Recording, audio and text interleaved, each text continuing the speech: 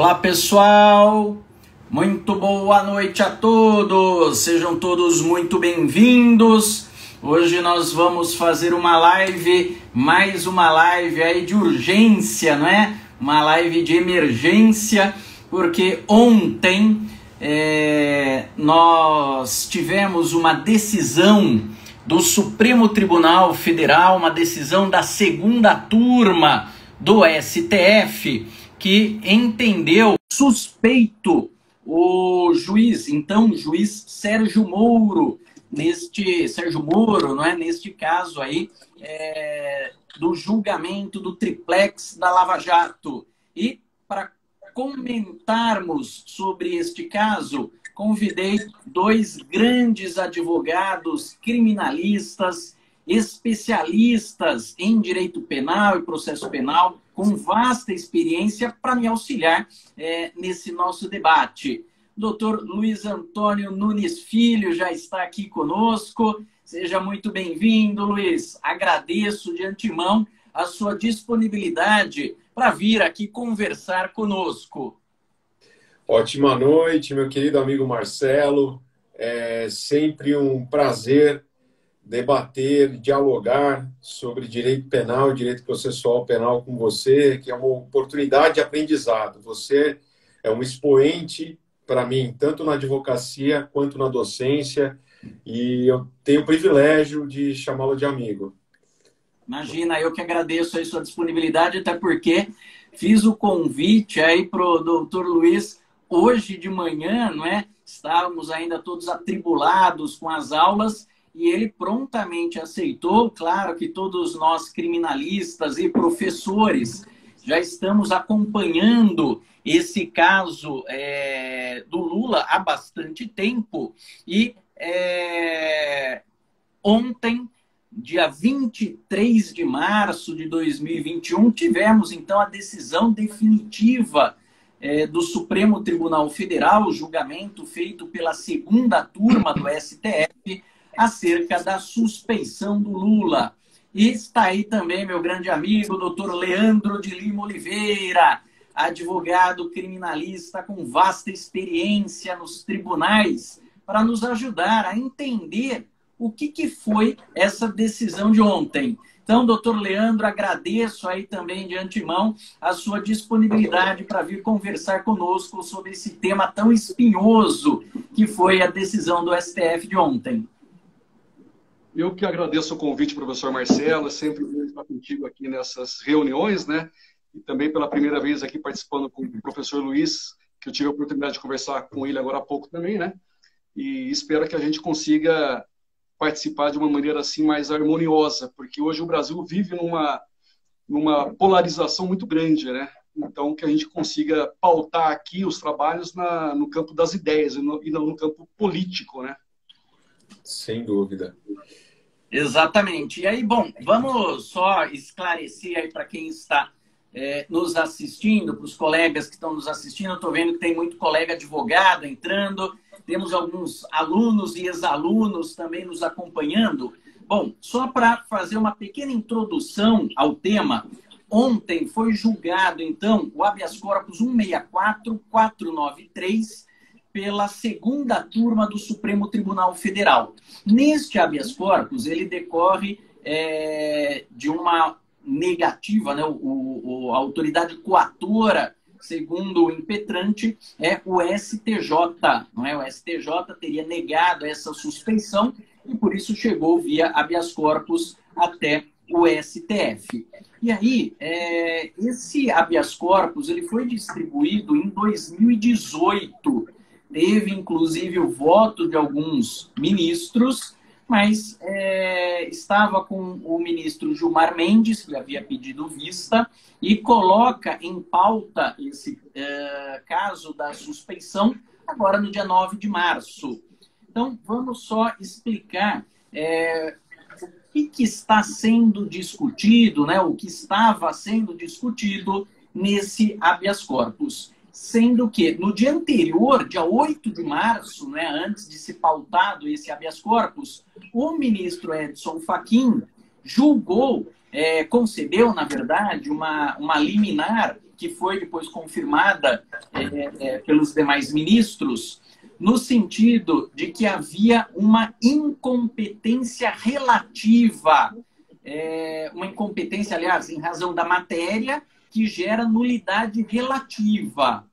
E aí, então, com isso, tive até a oportunidade de fazer uma live analisando essa decisão do STF, né, do ministro Edson Fachin, que entendeu que havia uma nulidade relativa, ratione loci, né, em razão do lugar, porque o juízo competente para julgar o caso não seria o juízo de Curitiba, e sim de Brasília, porque os fatos teriam acontecido, em tese, em Brasília. Então, por isso, o foro competente seria Brasília.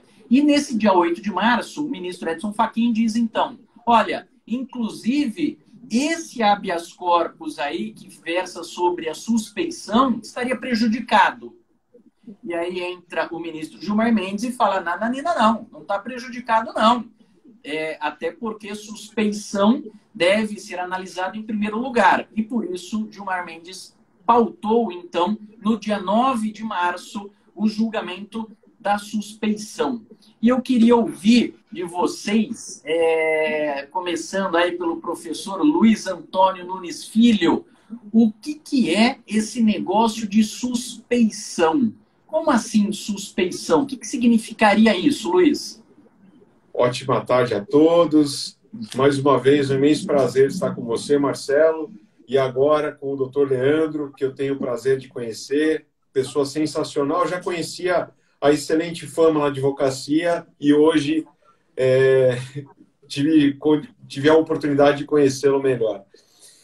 Então, na verdade, é importante que todos saibam que qualquer que seja o réu, qualquer réu tem direito a que o julgamento seja, o processo seja presidido e, portanto, o julgamento seja conduzido por um magistrado imparcial. O professor Gustavo Henrique Badaró, ele costuma dizer que juiz parcial é uma contradição em termos. E, de fato, é.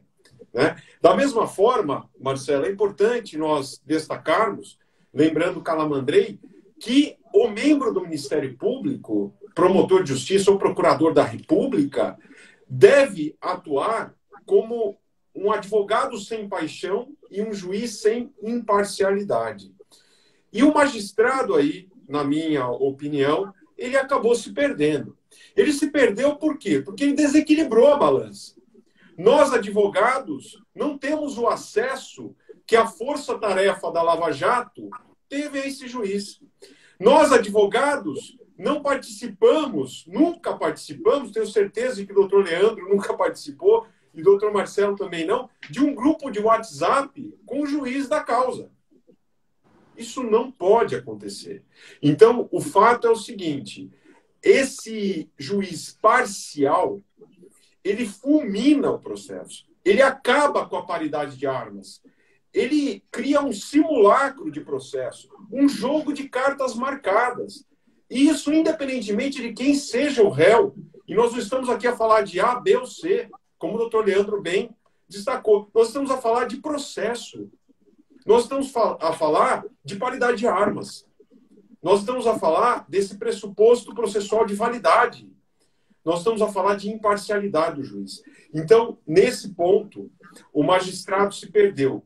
Esse pressuposto processual de validade não foi observado. E é por essa razão, como disse o doutor Marcelo, não tem absolutamente nada a ver com a primeira questão de incompetência. A incompetência, a nulidade ali é relativa. Os atos decisórios são considerados nulos. Os instrutórios, ou seja, a colheita de prova, alguma coisa assim, pode ser aproveitada em tese. Aqui não. Aqui o processo é nulo no seu nascedor, desde o início. Nós retrocedemos. E aí nós vamos tratar de alguns aspectos espinhosos dessa situação, das consequências que isso gera. Mas, lembrando, todo mundo tem direito a um processo justo. Todo e qualquer réu tem direito a que o seu processo seja conduzido por um magistrado imparcial. Da mesma forma que o Ministério Público não gostaria, doutor Marcelo e doutor Leandro, se viesse ao lume, por exemplo, que qualquer de nós aqui estivesse a participar de um grupo de WhatsApp com o magistrado, e o magistrado falando, olha, doutor Leandro, se o senhor pedir assim, eu defiro. Se o senhor pedir assado, eu não defiro. Não é? Viu? Peça desse jeito, doutor Marcelo, que eu acho melhor. Isso não teria cabimento. Eu acho que nem o Ministério Público aceita isso. E o Ministério Público, Marcelo e doutor Leandro, é, no processo penal, sempre fiscal da ordem jurídica. E não pode compactuar com isso. Não pode, de forma alguma. Muito bem. Doutor Luiz falou aí algumas palavras-chave quando se trata de suspeição, não é? Nós temos, de um lado, a acusação, que é feita pelo Ministério Público, de outro lado, a defesa feita pelo advogado. Então, se tem a tese e a antítese. E quem vai dar a conclusão é o juiz de direito. Então, por isso que o juiz ele precisa ser imparcial. Lá o artigo 95 da Constituição Federal traz, inclusive, algumas proibições ao juiz para que ele possa efetivamente demonstrar esta imparcialidade. E nós temos no nosso Código de Processo Penal também as hipóteses em que o juiz pode alegar suspeição de ofício. Ou seja, aquela situação em que o juiz fala, olha, eu não consigo ser parcial neste caso, eu vou pender para um ou para outro lado. E caso o juiz faça isso, doutor Leandro, o juiz diga que ele é parcial, qual que é a consequência? O que acontece? O que fica o processo? Como que fica esse processo criminal que estaria, por exemplo, tramitando aí numa vara criminal? Vamos lá, Marcelo. O que eu costumo falar, Marcelo, que o processo penal, o processo criminal, o mais difícil que nós enfrentamos no processo criminal não é o ato do julgamento propriamente dito. Eu costumo dizer o seguinte, que o mais difícil para um juiz não é sentenciar, apontar dispositivo de lei, a imputar uma conduta delituosa a alguém, não é nada disso. O que eu costumo dizer é o mais difícil num processo crime, numa ação penal, é o juiz permanecer imparcial.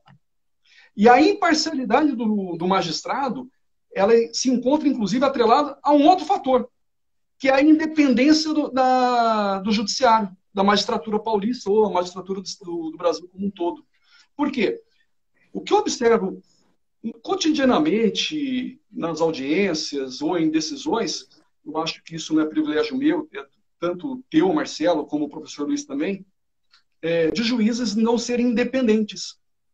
Eu tive uma situação recente onde a juíza ela recebeu uma comunicação, eu apresentei uma comunicação, uma decisão do Superior Tribunal de Justiça, apresentei à juíza e falei, olha, eu quero que seja cumprida essa determinação do STJ, do Tribunal Superior.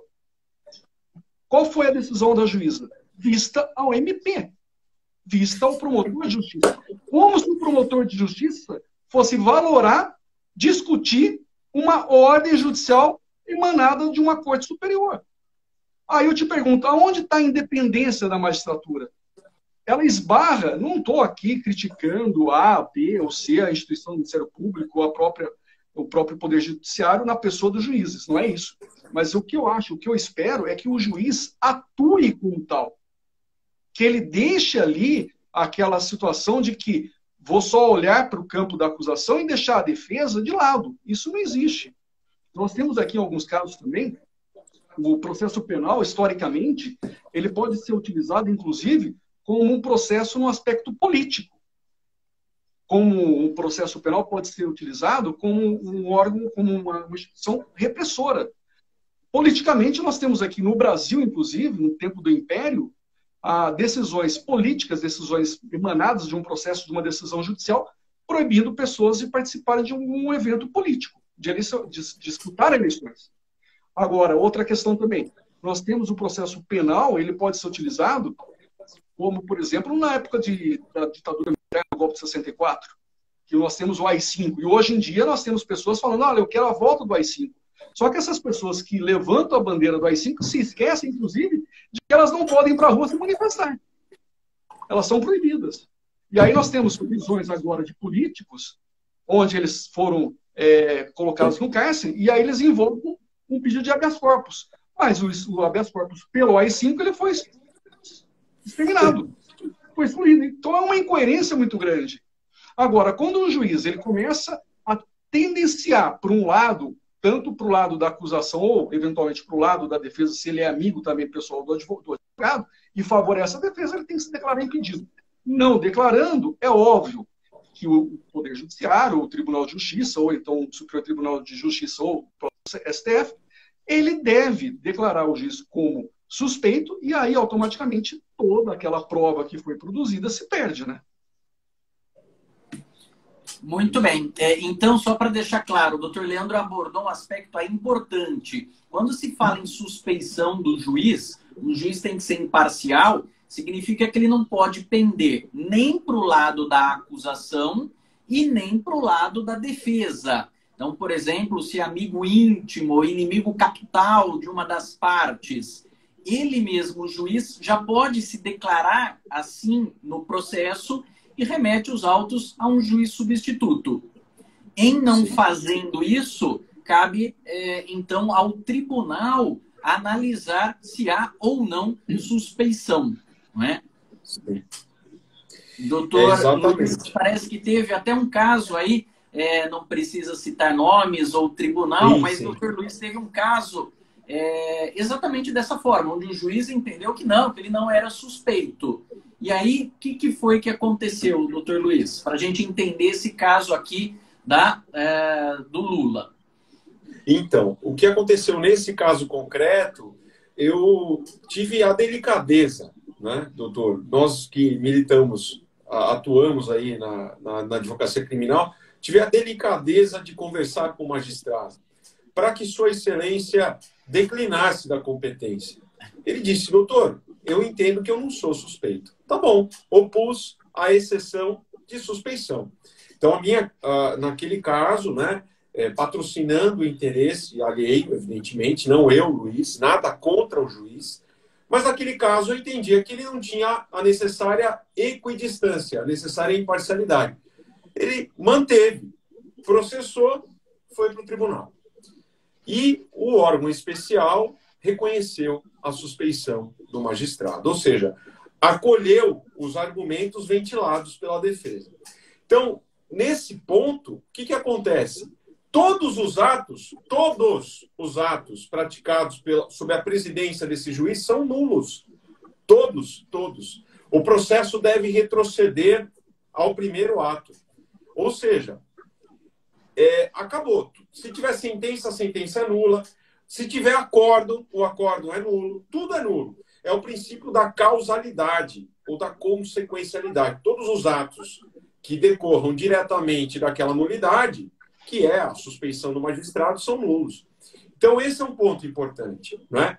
E, nesse contexto, doutor Marcelo e doutor Leandro, nós temos uma situação interessante, porque nós acompanhamos o julgamento desse habeas corpus e, num determinado momento, a ministra Carmen Lúcia falou, não, vale para este processo, para este réu. E aí eu provoco este debate aqui. Será, doutor Marcelo e doutor Leandro, que vale apenas para este processo, em que reconhecida a suspeição, e apenas, doutor Marcelo e doutor Leandro, para este réu? Pois é, boa colocação, né? Veja, se o Supremo Tribunal Federal entendeu que há uma suspeição para aquele réu em específico, naquele processo, lembrando que esse habeas corpus refere-se especificamente ao caso lá do apartamento do Guarujá, né? Do triplex lá do Guarujá. É óbvio que se o Sérgio Moro era suspeito na visão do STF para esse caso do triplex do Guarujá, ele também é suspeito para todos os outros casos, né? E é impedido, então, de fazer parte do julgamento de todos os processos que envolvem o ex-presidente Lula. E as eventuais provas que foram produzidas sob a presidência do Sérgio Moro todas elas são imprestáveis. E isso pode resvalar, sim, em outros processos. Doutor Leandro comunga aí desse pensamento também? Eu vou um pouco além do que vocês estão falando, né? Como ficariam, por exemplo, as delações premiadas, as colaborações, tecnicamente, uma colaboração premiada, como ficariam? Porque o juiz ele tem que homologar aquele acordo firmado entre defesa e acusação. Então, se o juiz, já de conluio com o Ministério Público, induz um réu a fazer uma delação em prejuízo de terceiro, essa delação cai por terra. E aí? Exatamente. Entendeu? É aquilo que nós conversávamos, né, doutor? É uma avalanche. É uma avalanche. É uma avalanche. Agora, uma questão... Pois não, pode falar, doutor Leandro. Não, eu ia citar, o Luiz citou um caso aqui concreto com ele. Eu tive uma situação que eu participei de uma audiência de instrução, debates e julgamentos. A juíza abriu o prazo sucessivo, não comum. Existe uma diferença aí. Essa é questão de língua portuguesa, não é questão de jurisprudência, de lei, de legislação, nada disso. Prazo sucessivo. O que eu entendo como sucessivo? Começa com A e termina com B. Abriu para o Ministério Público, dentro do meu prazo, que seria o sucessivo, ela sentenciou. Sem apresentação de memoriais da defesa. Aí eu quis nem ouvir a defesa, né? Falou, já estou convencido aqui com a alegação da acusação e, portanto, condeno o réu. Isso é um exemplo claro de quebra de imparcialidade. O juiz pode, até no seu íntimo, na sua mente, entender, falar, esse réu já está condenado, mas todos têm o direito à defesa. Então, tem que ouvir, né? O formalismo do processo penal é muito grande, afinal, você está lidando com a liberdade das pessoas. Por isso, deve-se ouvir os dois lados. Como eu disse, você tem a tese e a antítese e o juiz dá na sentença a sua conclusão. Agora, uma questão interessante a se analisar também é o seguinte. O fato aconteceu há muito tempo atrás, a denúncia foi há muito tempo atrás, houve julgamento em primeira instância, segunda instância, STJ e até no STF houve aquela discussão de prisão em segunda instância ou não. Muitos alunos me perguntam se isso não estaria preclusa, essa matéria de suspeição, doutor Luiz. Então, é importante que até para as pessoas que não sejam da área do direito entender, a preclusão é a perda de uma faculdade processual, né? De uma oportunidade. Pode acontecer, por exemplo, pelo decurso do tempo, como o doutor Marcelo ressaltou. Ocorre o seguinte, a nulidade absoluta, ela não se sujeita à preclusão. Ou seja, ela pode e deve ser reconhecida a qualquer tempo, em qualquer grau de jurisdição. Então, nesse caso, nós estamos a tratar de suspeição no Supremo Tribunal Federal, depois de um longo e tenebroso inverno. Então, se houve o transcurso de 2 anos, aí, né, mais de 2 anos, do início desse julgamento, para se chegar a esse resultado agora, isso não invalida o julgamento. Por quê? Nós estamos diante de uma nulidade absoluta, que nós podemos chamar assim, de um câncer processual, algo que não tem como convalidar. É importante, o ministro aposentado José Santos de Melo Filho, ele tinha uma frase muito legal. Ele dizia o seguinte, a nulidade absoluta não se convalesce com o decurso do tempo. Ela não se convalesce, ela não se convalida. Ou seja, a qualquer tempo ela pode ser reconhecida. Então, isso não invalida. É diferente da nulidade relativa. É diferente. A nulidade relativa, ela pode convalidar-se. Absoluta, não.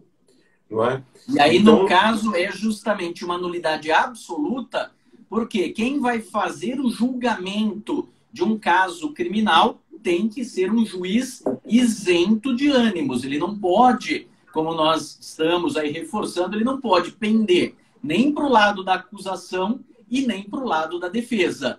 Então, por isso que se trata aí de uma nulidade absoluta.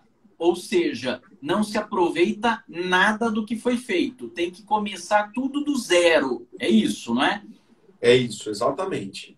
Muito bem. E aí, doutor Leandro, como ficou esse tempão para julgar, né? O habeas corpus, ele foi proposto lá em 2018 e agora, em 2021, que se tem esse julgamento. E lá em 2018, a ministra Carmen Lúcia, ela havia votado de uma determinada maneira, dizendo que o Sérgio Moro não tinha sido imparcial no caso. E agora, em 2021, ela muda o voto. É possível essa mudança de voto? Como é que funciona isso, doutor Leandro? Marcelo, só fazendo um paralelo, inclusive ao que o Luiz falou, no processo penal nós temos, inclusive, um ato único, exclusivo da defesa, que é a revisão criminal. Então, a revisão criminal, ela ataca, inclusive, o trânsito em julgado de qualquer processo que tenha tramitado normalmente. Paralelo a isso, como eu estava dizendo, você tem o habeas corpus. O habeas corpus, quando ele é impetrado, ele é um remédio jurídico muito mais rápido, muito mais célere. Então, ele consegue alcançar aquele objetivo de maneira mais imediata, vamos dizer assim. Por isso que se impetra esse HC em favor de algum preso, de algum réu, de algum acusado, para que você consiga ter um resultado mais imediatista, vamos dizer assim. Em relação ao Carmen Lúcia, quando você abre uma sessão de julgamento, esse julgamento ele só termina quando você proclama o resultado.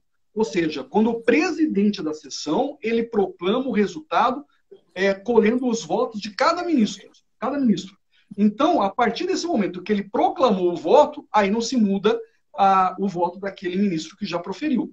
Porém, se a sessão de julgamento ainda está em andamento, como nós temos em sustentação oral, isso a gente já viu, tanto o Luiz como o Marcelo já deve ter visto também, que a gente faz a sustentação oral, o relator ele já leva o voto pronto, e após a sustentação oral ele fala o seguinte, eu falo, olha doutor, eu vou mudar o meu voto.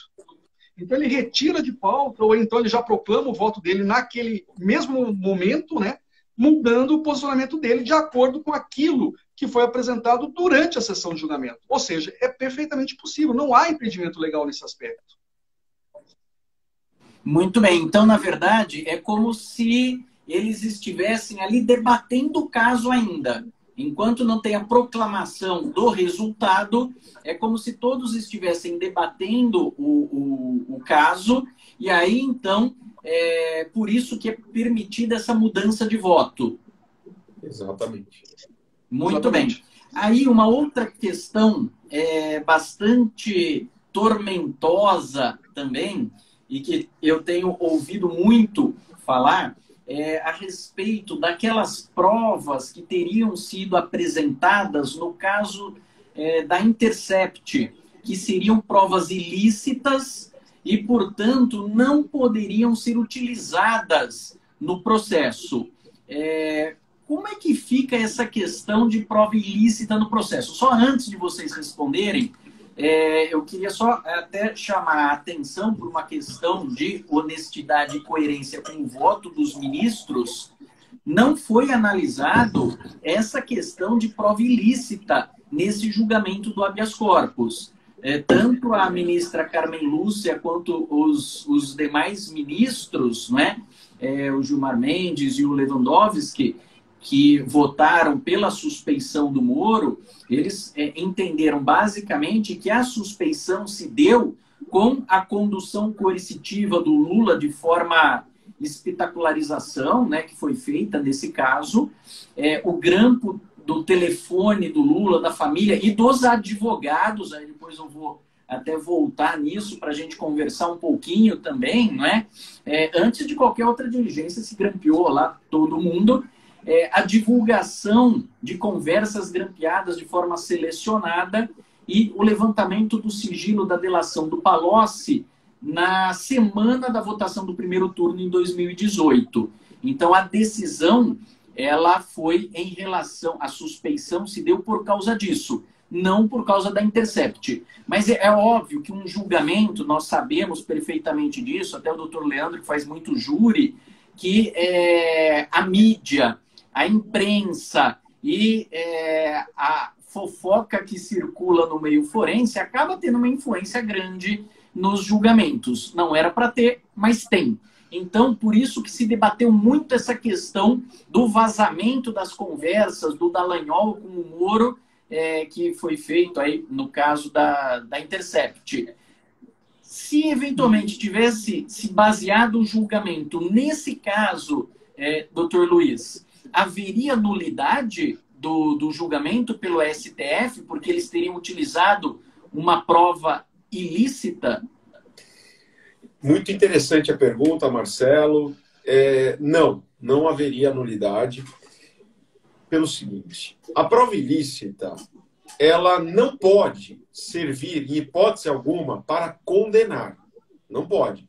Ou seja, eu não posso incriminar alguém com base numa prova ilícita. Ou seja, aquela prova obtida por meio ilícito. Aquela prova obtida com violação à norma de direito material. Por exemplo, uma interceptação telemática, uma interceptação telefônica, uma interceptação ambiental clandestina.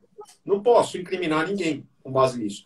Agora, se esta prova, se este meio de prova tiver o condão de demonstrar a inocência de alguém ou de demonstrar uma nulidade que beneficie a defesa, aí vem um outro princípio importante, que é o princípio da proporcionalidade. Acima do formalismo do processo está a liberdade de locomoção. Acima do formalismo do processo está a dignidade humana. Acima do formalismo do processo, portanto, está o direito a que um julgamento seja conduzido por um magistrado imparcial. Esse simulacro de processo, um jogo de cartas marcadas, que prejudica a defesa, este meio de prova, ainda que ilícito, ele pode e deve ser considerado, sim, para... Não foi o caso, mas poderia ser considerado, sim, e não haveria nulidade alguma. Agora, o contrário, o inverso não é verdadeiro.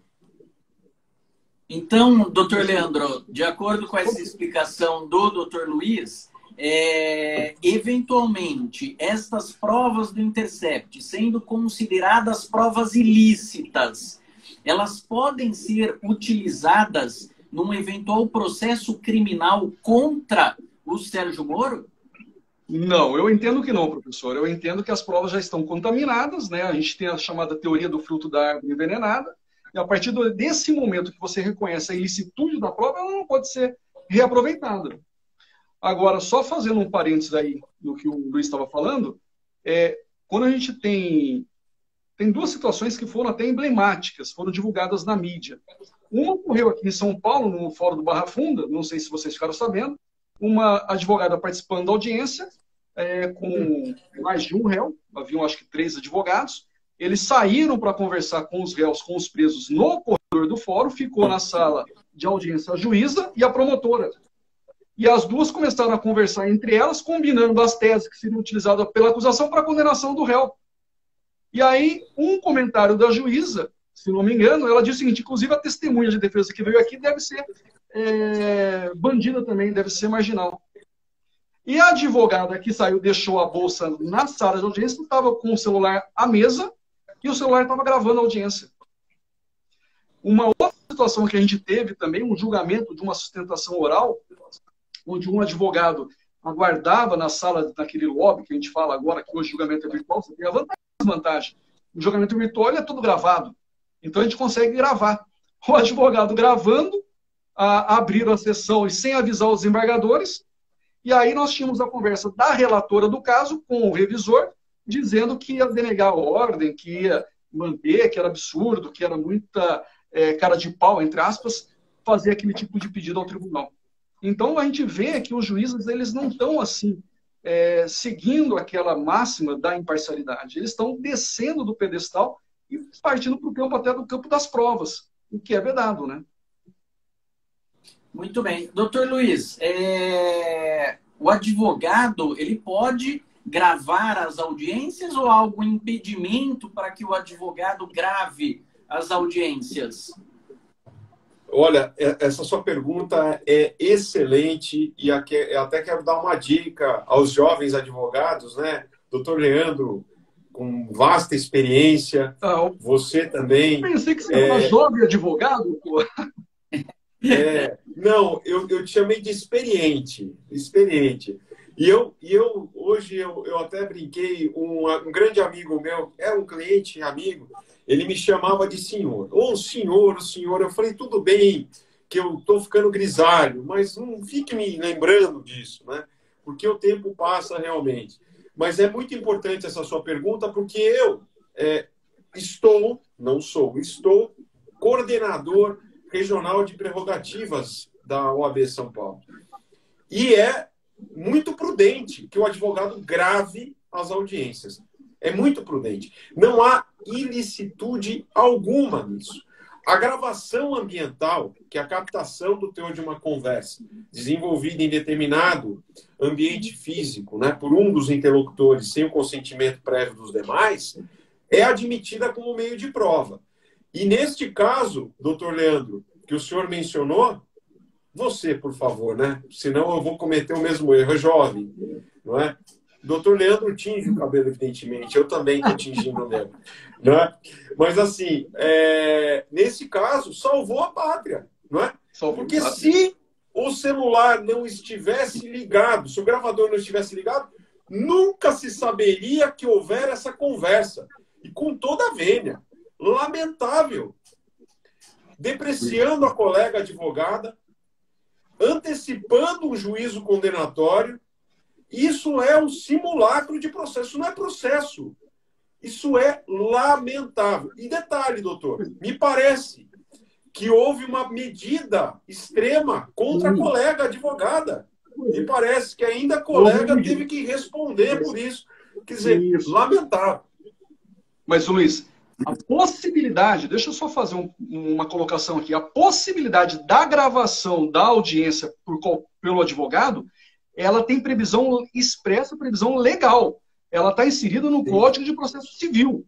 E como o Código de Processo Penal se aplica por analogia, pode se reportar ao Código de Processo Civil, a gente tem essa aplicação no processo penal. Ou seja, você tem um amparo legal para você fazer a gravação. Não precisa, sem autorização de ninguém. Não precisa de autorização. Exato. A lei determina isso, a lei autoriza isso. Exatamente. E eu acho o seguinte, doutor Leandro, em complemento à sua observação muito bem feita. Se não há ilegalidade, não há por que ter medo. Quem teme a gravação é porque, com toda a vênia, está mal intencionado. Então, se o processo vai transcorrer de forma rígida e perfeita, então não há o que temer, não é verdade? Então, essa gravação, inclusive, eu já vi, nesses anos de militância, doutor Marcelo e doutor Leandro, indeferimento de repergunta feita pela defesa de forma arbitrária. E não foi comigo, porque se fosse comigo eu daria um tapa na mesa. Eu estava quase, doutor Marcelo e doutor Leandro, não sei se vocês já tiveram essa sensação. Às vezes o colega dá vontade de intervir, né, em processos onde há vários corréus, e o juiz é arbitrário com um dos advogados, dá vontade de dar um tapa na mesa. Fala, calma, não é assim. Daqui para frente, já ouvi de juiz, daqui para frente todas as suas perguntas, doutor, estarão indeferidas. O que é isso? O que é isso? Não é? Onde nós estamos? Pois isso mostra a parcialidade, né? Total.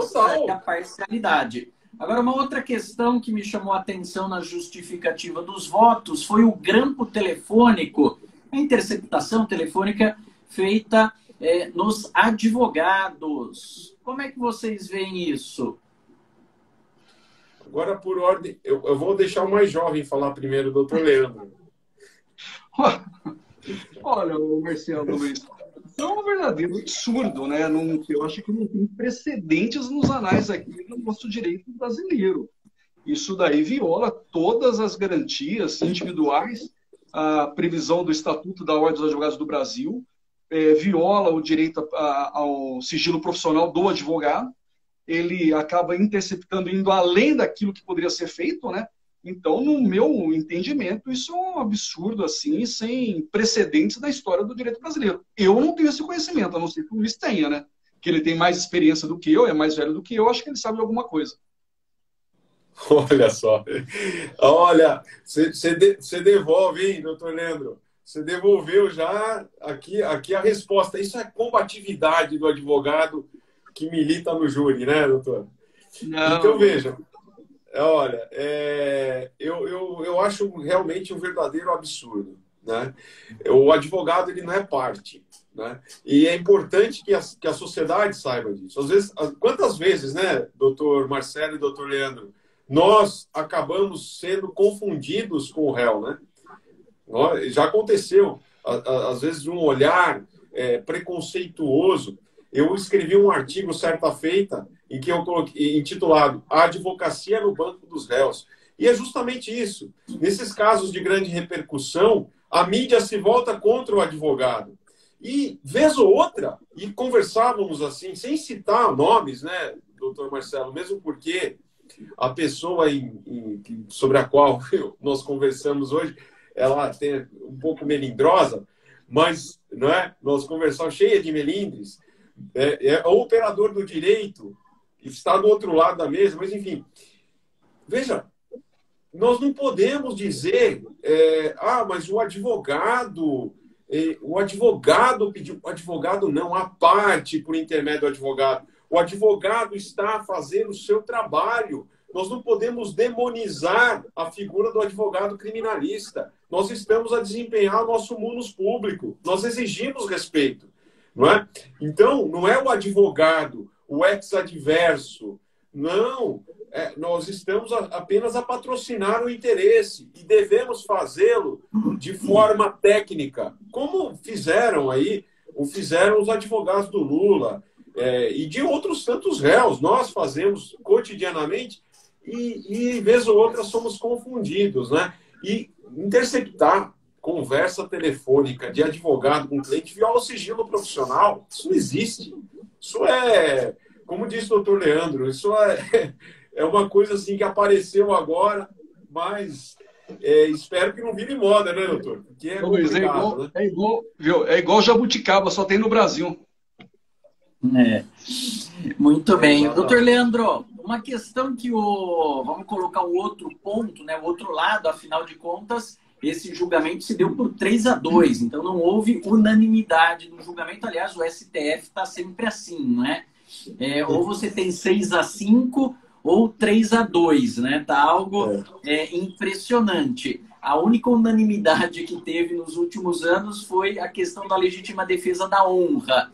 Fiz aí a semana passada, inclusive, uma live comentando sobre a decisão da legítima defesa da honra e foi a única unanimidade que eu acho que teve no STF nos últimos anos.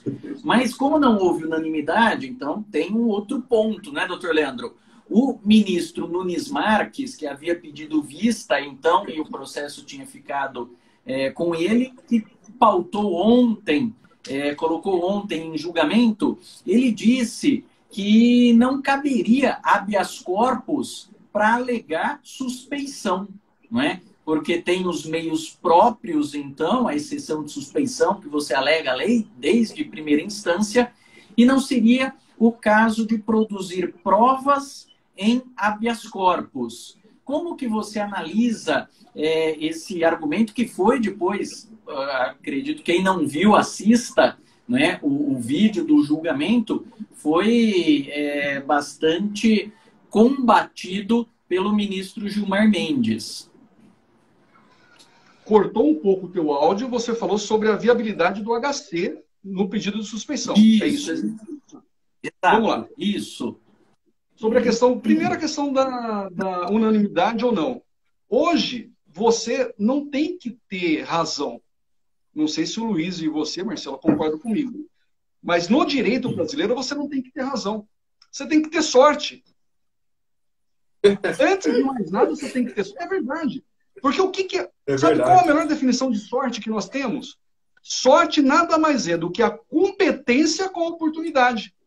Então não adianta você ser competente e cair na mão, por exemplo, de um determinado juiz e ele ser desfavorável à sua tese. Mas também não adianta você não ter razão e cair com outro juiz que entende de outra maneira. Então, hoje em dia, a gente fica à deriva. No Supremo Tribunal Federal, eu costumo falar que cada ministro tem um Supremo para chamar de seu. é mais ou menos como o Luís XIV. O Estado sou eu, e ali os ministros, a lei sou eu, o judiciário sou eu. Ele se materializa na pessoa do ministro. E eles se convencem, e o pior de tudo, eles se convencem disso, né? Cada um decide da maneira como bem entender. Não faz o menor sentido. Mas voltando à questão da pergunta, Marcelo, em si, o habeas corpus é um remédio jurídico de ampla extensão. Ele atinge, inclusive, o trânsito em julgado, atinge os atos processuais praticados, ele tem a possibilidade de suspender uma determinada decisão, um mandado de prisão. Ou seja, quando você não tem um outro mecanismo para que a defesa possa exercer o direito sagrado do próprio acusado, do próprio preso, que é de ter um julgamento justo, e esse julgamento justo, ele é, inclusive, referendado na Convenção Americana de Direitos Humanos, o chamado Pacto de São José da Costa Rica, que ali você tem inserido, dentre os artigos ali, a garantia de um julgamento imparcial por um juiz imparcial, né? E quando você quebra essa parcialidade, essa imparcialidade, você acaba contaminando, você acaba derrubando tudo aquilo que foi feito. E o mecanismo que a gente tem, o alcance que a gente pode lançar mão, é justamente o habeas corpus, o remédio jurídico de maior abrangência. Muito bem. É isso, né, doutor Luiz? O habeas corpus, então, é o remédio cabível toda vez que há cerceamento ao direito de locomoção e, como se trata de uma nulidade absoluta e com provas já pré-constituídas, que isso é importante dizer, habeas corpus não cabe produção probatória, não tem dilação probatória em habeas corpus, não vai se ouvir testemunha, nada disso. Mas é cabível, inclusive com precedentes do STF nesse sentido. Exatamente, Marcelo. Neste caso, havia prova pré-constituída e, como você bem destacou no início da live, não se referiu, nos fez menção às interceptações obtidas, às interceptações telemáticas, né? O ministro Nunes Marques tentou falar que isso não poderia incriminar, mas não se falava em incriminação. Na verdade, o ministro Gilmar Mendes, ele citou Rui Barbosa. Isso eu achei sensacional. Ele falou: o bom ladrão salvou-se, mas não há salvação para o juiz covarde. E ele falou que por trás do não conhecimento do habeas corpus, não raras vezes há um juiz covarde. Então, não se faz menção a A, B ou C. Não se está a chamar ninguém de covarde. Mas, assim, nós temos que enfrentar a questão. Nós temos que cortar na própria carne quando necessário. E tem um ponto importante. O doutor Leandro trouxe uma explanação muito, muito percussiente sobre o habeas corpus, e nós, advogados criminalistas, enfrentamos uma dificuldade no próprio Supremo. Quando o ato coator é praticado pelo próprio ministro do Supremo, o Supremo agora se blindou.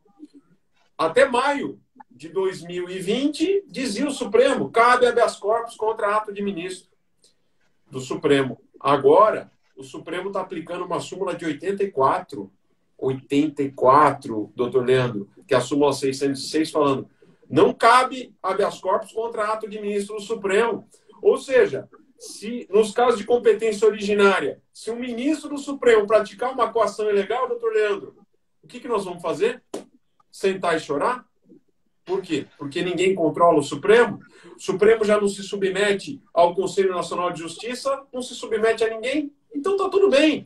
Flagrante que não é flagrante, flagrante que não é flagrante, preventiva que não é preventiva, tem bico de pato, mas não é pato, tem pelo, mas não é mamífero, mas não é. Então é um ornitorrinco atrás do outro que a gente vê no dia a dia. Então, nós temos que lutar, viu? Eu falo para os jovens advogados... Daí você lembra do Fernando Pessoa, poema em linha reta. Arre, estou farto de semideuses, onde há gente nesta terra. Exatamente. Exatamente. Então, é isso mesmo. Aí vem, decorrendo disso, uma outra questão muito interessante. Eu vi muita gente questionando aqui, fazendo memes, fazendo aí divulgações. E aqui também, os ouvintes fazendo a pergunta, e o julgamento dos próprios ministros do STF nesse habeas corpus, né? Porque, aliás, afinal, se trata de um ex-presidente da República que indicou vários ministros para o STF. Esse julgamento, por exemplo, ali, salvo engano, a Carmen Lúcia e acho que o Lewandowski, né, foram nomeados pelo então presidente Lula.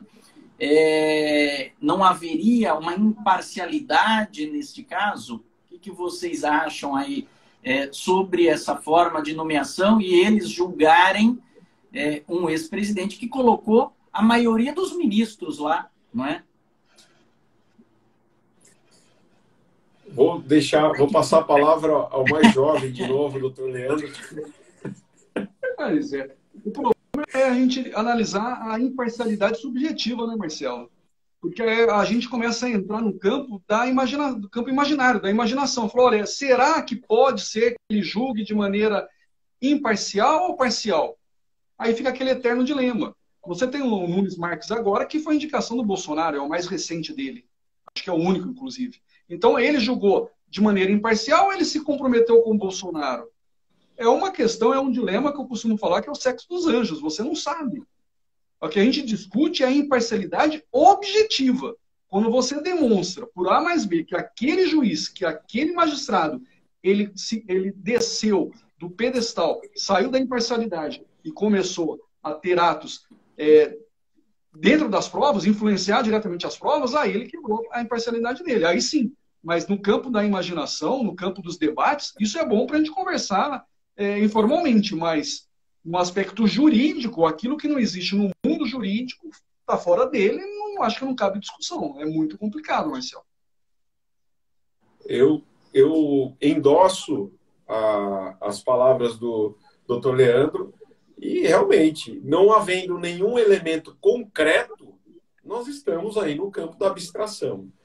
O fato é o seguinte, no caso do ex-juiz federal Sérgio Moro, havia muitos elementos concretos, muitos, não apenas as interceptações telemáticas. Tanto é, e repito, elas não foram nem mencionadas nos votos que conduziram, no voto condutor, no voto divergente, né, do ministro Gilmar Mendes e nos votos que o acompanharam.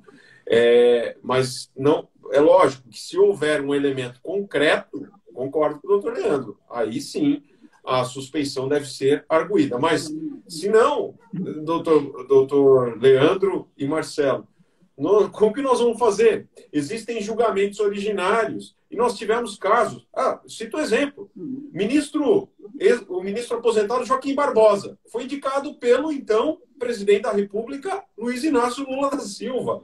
E na ação penal originária do Mensalão, na ação penal 470, ele teve o entendimento mais severo de todos. Né? Então, este foi um juiz que agiu ali com imparcialidade.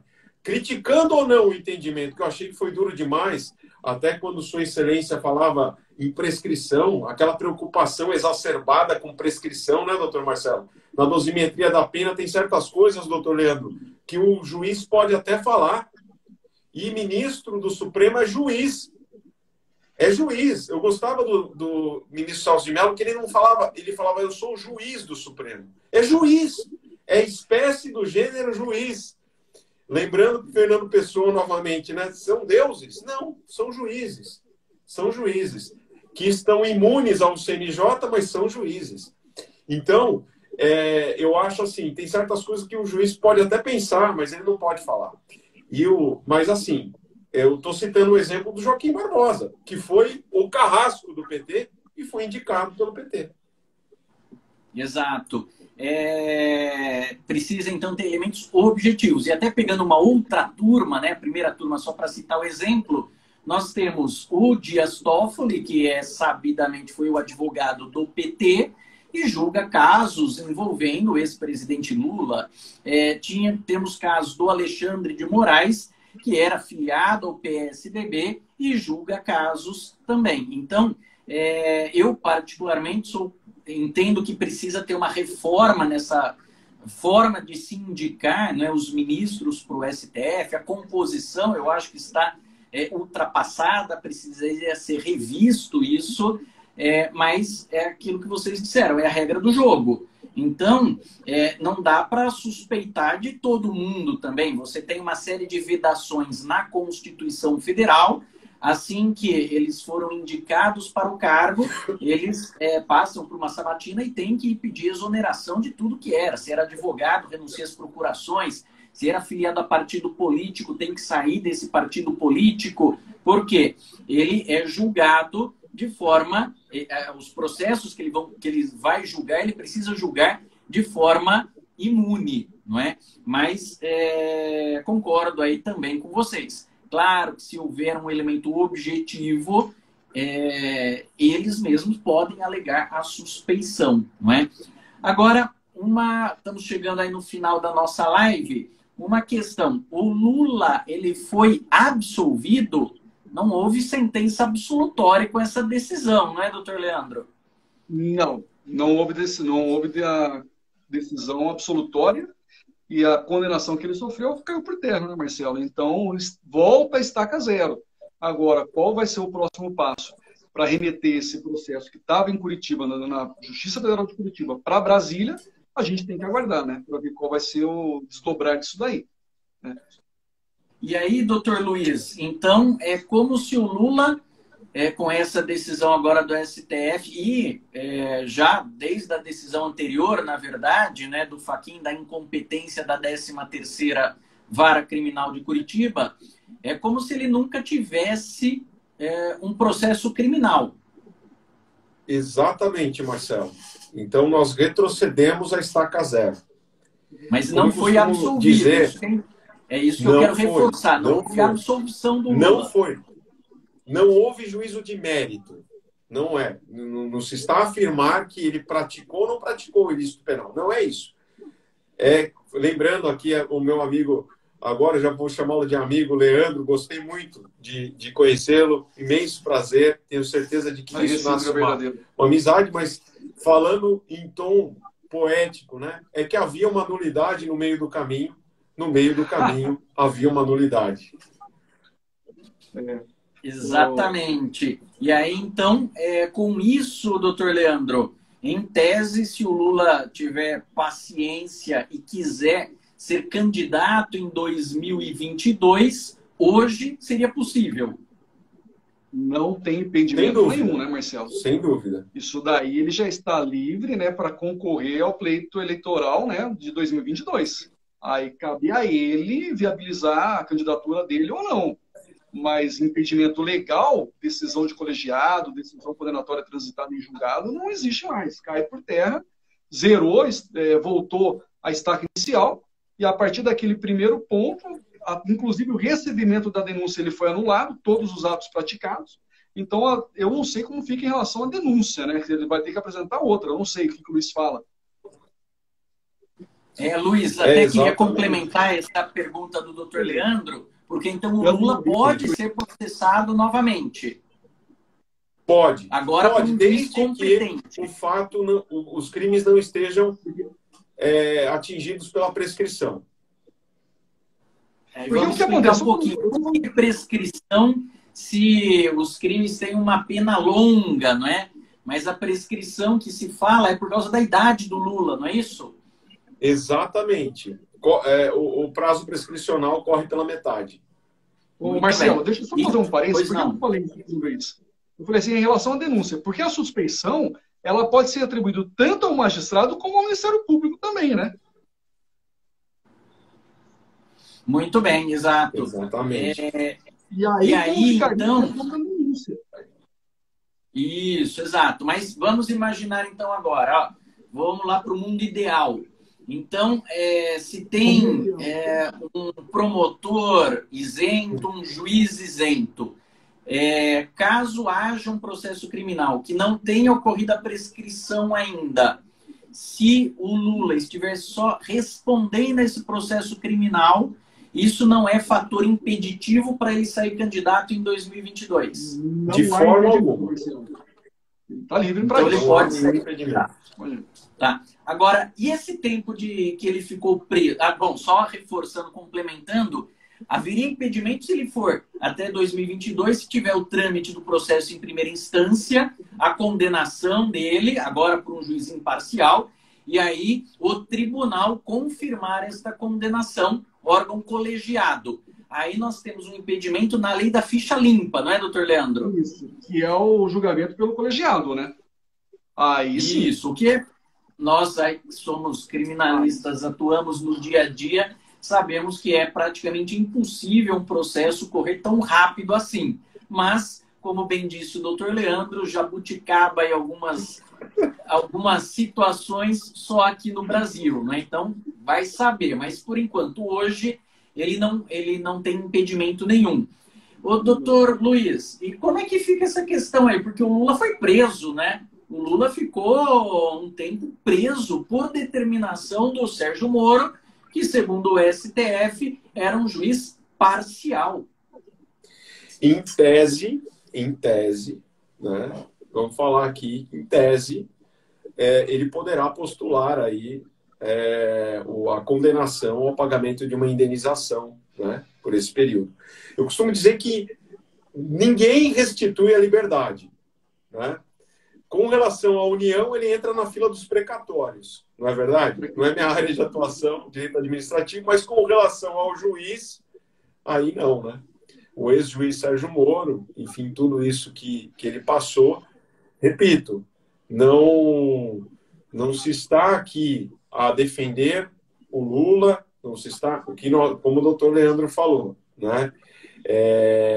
Nós não estamos a defender o Lula, nós não estamos a defender A, B ou C, nós estamos a defender o Estado democrático de direito.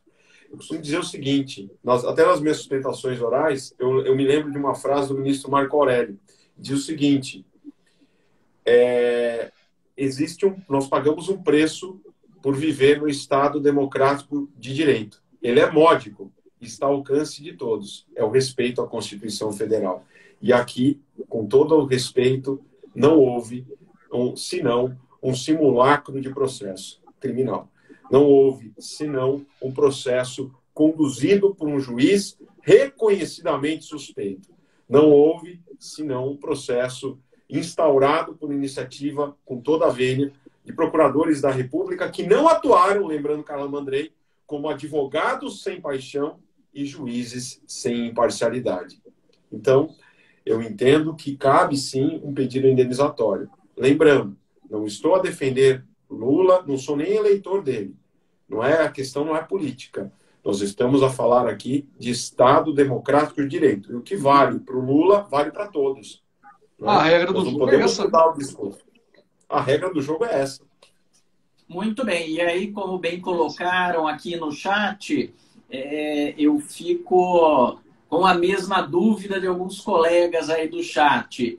Quer dizer, então, que o ministro, juiz Sérgio Moro foi parcial, o ex-presidente Lula conseguiu agora, vários anos depois, o reconhecimento da suspeição e a nulidade desse processo todo. E como vocês disseram, que isso não ocorra só nesse caso do julgamento do ex-presidente Lula, mas também lá do Zé Povinho, não é? Que está sendo julgado, o tratamento tem que ser exatamente o mesmo. Ou porque era o ex-presidente, o tratamento diferenciado. Eu costumo dizer que o direito penal do inimigo, né, doutor? O direito penal do inimigo não pode existir, né? Nós não podemos olhar para o réu. O direito penal do fato é o direito penal democrático, o direito penal com respeito ao balizamento constitucional. Então, aquilo que vale para o Lula, vale para qualquer outro, né, doutor Leandro? Vale para qualquer outro, né? Mas, assim, existe uma máxima também que se costuma falar, né? Aos amigos do rei, as benevolências da lei. Aos inimigos, os rigores da lei. Agora, já que a gente está falando de imparcialidade, eu não posso deixar aqui de falar sobre a questão do Tribunal do Júri também, fazer um adendo aqui, né? Tem uma colocação do Aurí Lopes Júnior, que ele fala da estética da imparcialidade. Não sei se vocês já ouviram falar isso. A estética da imparcialidade, o que é? Nada mais do que você visualizar o plenário do júri ou então a própria sala de audiência. A gente tem na sala de audiência, aqui no estado de São Paulo, por exemplo, mais aqui no estado de São Paulo, a gente não tem mais isso daí. A figura do juiz e ao lado direito dele, como se sentado ao lado direito de Deus, a figura do promotor. A gente não tem mais isso aqui no estado de São Paulo. Mas na Justiça Federal ainda prevalece esse sistema, nessa composição dos lugares da mesa de audiência, na sala de audiência, né? E no júri, o engraçado no júri é que você tem a figura do magistrado, ao lado direito de Sua Excelência, a figura do Ministério Público, e do outro lado, escoltado com 3 PMs, tropa de elite, cão do lado, réu e o advogado sentado ali no meio de todo mundo, né? Nitidamente ali quebra-se por completo essa frase que ele utiliza da aparência da imparcialidade, a estética da imparcialidade. A gente não tem isso. Viu, doutor Leandro? E você que conheci hoje e é um poeta, eu gosto de conversar com poetas do direito, né? E me faz a sua fala, quero muito assistir ao júri, né? Que eu tenho certeza que vai ser uma aula. Vai ser um prazer imenso. Mas você me fez lembrar Carnelutti. Ali, olha, do outro lado do plenário, né? Ali, escoltado por 3 PMs. Ali, está lembrando Roberto Lira, Sua Excelência o réu. Para quem todo mundo já virou as costas, mas o advogado está lá. No último degrau da escada, lembrando Carnelutti. Né? Estendendo a mão. Exatamente. Então, eu acho que é nisso que eu vejo o amor da advocacia. Eu estou conversando hoje com 2 eminentes advogados. Eu me faço aluno aqui. E não, é um prazer imenso estar com vocês. E eu vejo amor pela advocacia. Isso é algo que me emociona, né? Que nós tenhamos alunos apaixonados pelo direito, que nós lutemos pelo direito, não é? Como o doutor Leandro falou, não é por A, B ou C, é pelo direito, pelo Estado democrático de direito, pelo direito penal democrático. É isso. Muito bem, estamos chegando aí ao final. Eu agradeço bastante o doutor Leandro e o doutor Luiz pela disponibilidade de trazer a opinião de vocês, né? Mas é uma opinião, não um achismo, e sim uma opinião balizada e técnica de acordo com o que diz a lei, a Constituição Federal e a experiência, não é, que vocês têm nessa área criminal. Eu costumo dizer sempre que o advogado ele está defendendo os interesses do cliente e muitas vezes o cliente deposita todas as esperanças nesse advogado que ele outorgou uma procuração. Muitas vezes nem a família acredita no parente, começa a desconfiar do parente e o último que tem ali para brigar é o advogado. E vejam que o advogado, muitas vezes, incompreendido, muitas vezes tem que brigar e lutar até os tribunais superiores para conseguir fazer valer a sua tese. Eu costumo usar sempre o exemplo da Lei dos Crimes Hediondos, que previa o regime integral fechado. Não é? Desde 1990, os advogados brigando, dizendo que isso era inconstitucional, e só em 2006, 16 anos depois, é que o STF vem reconhecer a inconstitucionalidade do regime integral fechado. Então, o advogado não pode desistir dos seus ideais, tem que brigar, até porque ele está brigando pelos direitos do seu cliente. Então, eu passo a palavra agora para o doutor Leandro, aí para suas considerações finais, já agradecendo aí a sua disponibilidade de tempo em compartilhar esse conhecimento conosco. Marcelo, eu agradeço o convite, cumprimento ao professor Luiz, cumprimento a você também, professor Marcelo, e eu gostaria de participar novamente com vocês em outra ocasião, em em outros debates, né? Inclusive, a gente poderia combinar um dia de almoçarmos juntos e colocar esse papo aqui em dia também, né? E será uma honra poder participar com o Luiz e eventual júri que a gente possa ter pela frente aí. E é sempre um aprendizado, né? A gente ter dois professores do gabarito de vocês, da envergadura de vocês dois. Então, eu sinto muito honrado em poder participar dessa live com vocês com um tema tão atual como esse, né? E espero novamente, de novo, né, reforçando, que a gente possa estarmos juntos, não virtualmente, mas presencialmente, se Deus quiser. Assim esperamos, doutor Leandro. Infelizmente, hoje atingimos uma marca muito triste, né? 3 mil mortos por dia, 300 mil mortos no Brasil por causa do Covid-19. Então, uma situação realmente desesperadora, muito triste, todos perdendo aí amigos, familiares e, infelizmente, as autoridades competentes não estão aí agindo como se esperava, né? Mas, pelo menos, nós temos essa oportunidade de nos encontrarmos virtualmente. E, doutor Luiz, se tem uma coisa que esse processo do Lula nos reforçou, não é? É que o processo penal ele é um processo extremamente formal. E eu vejo que a atuação do juiz tem que ser principalmente para evitar nulidades. Porque senão o próprio Poder Judiciário acaba caindo em descrédito. Nós falamos, claro, no aspecto técnico, mas é óbvio que todo mundo se sente aviltado, ou porque houve um julgamento imparcial, não é? Aliás, ou porque houve um julgamento parcial, ou porque demorou tanto para se reconhecer essa parcialidade. Então, de qualquer forma, a justiça acaba ficando, não é? Principalmente o leigo, que você fala, tudo bem, foi feito justiça, se reconheceu agora a parcialidade, mas a que preço? Não é? Quanto tempo o Lula ficou preso? Quantas arbitrariedades não são cometidas Brasil afora e que muitas vezes não tem a repercussão desse caso? Então, eu entendo que os juízes eles precisam entender e seguir o que diz a Constituição Federal, evitando nulidades para que isso não volte a acontecer, doutor Luiz. Exatamente, Marcelo. Desde já, olha, eu gostaria de agradecer imensamente a oportunidade de participar desse debate com você e com o Leandro. Pessoa que já admirava, assim, de ouvir dizer, mas hoje eu passei a admirá-lo ainda mais. Né? Foi um prazer. Marcelo, você sabe que eu sou seu fã incondicional, e é um prazer imenso estar com vocês aqui. Mas o juiz, Marcelo e Leandro, ele é o maestro do processo. Ele deve ser o maestro do processo. Ele deve conduzir o processo com maestria, com equilíbrio, com equidistância.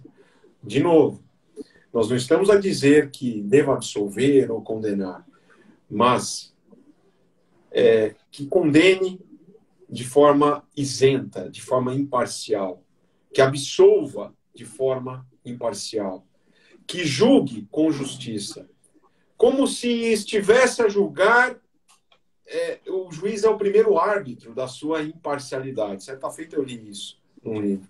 O juiz é o primeiro árbitro da sua imparcialidade. Ele tem as suas paixões, as suas emoções, as suas vicissitudes, as suas dificuldades, os seus reveses. Ele é um ser humano.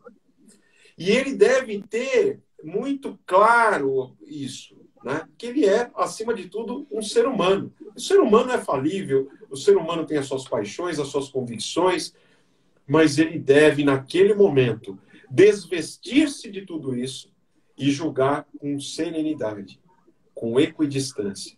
Só assim nós teremos um processo verdadeiramente justo. Só assim nós não teremos um processo de cartas marcadas.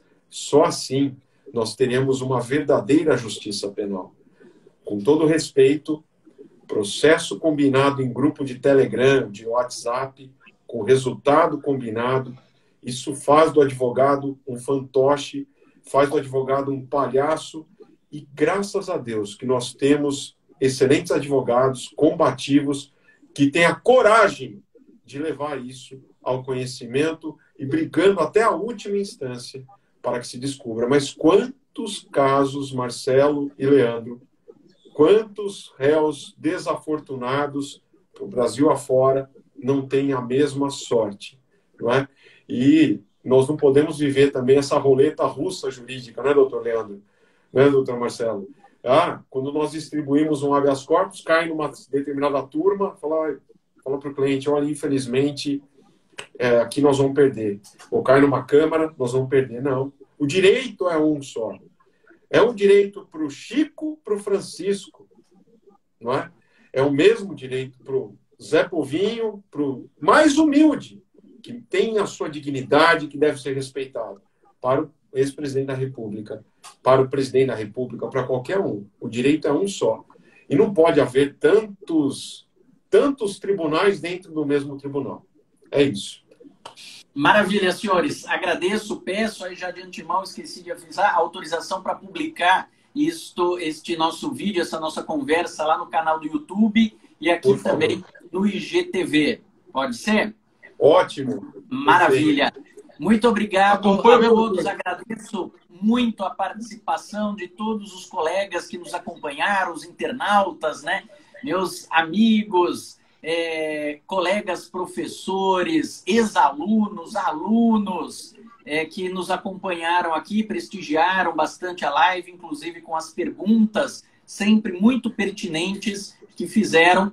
E o nosso objetivo é justamente esse, trazer o debate. São questões que muitas vezes a sociedade tem um conhecimento, mas um conhecimento vulgar, e o nosso objetivo é tentar traduzir isso tudo, esses julgamentos, de forma técnica, para que haja a participação efetiva de todos. Então, mais uma vez, eu agradeço a disponibilidade, doutor Leandro, doutor Luiz, em compartilhar esse conhecimento com todos nós. Muito obrigado a todos e até uma próxima. Forte abraço, pessoal. Até mais. Abraço, tchau. tudo de bom. Tchau, tchau.